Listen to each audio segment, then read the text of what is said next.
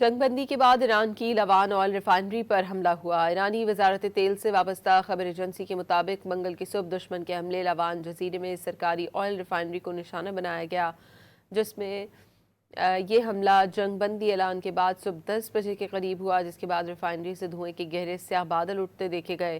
ایرانی صدر Masoud Pezeshkian نے لوان آئل ریفائنری پر حملے کی شدید مذمت کی اور اسے جنگ بندی کی متعدد خلاف ورزیوں میں سے ایک قرار دیا۔ انہوں نے واضح کیا کہ ایران کسی بھی جارحیت کا فیصلہ کن جواب دے گا۔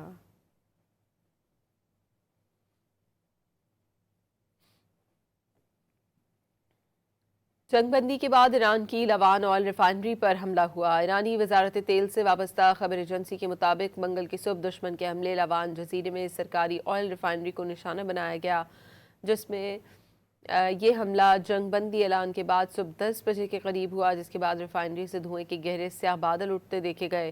ایرانی صدر مسعود پزشکیان نے لوان آئل ریفائنری پر حملے کی شدید مذمت کی اور اسے جنگ بندی کی متعدد خلاف ورزیوں میں سے ایک قرار دیا۔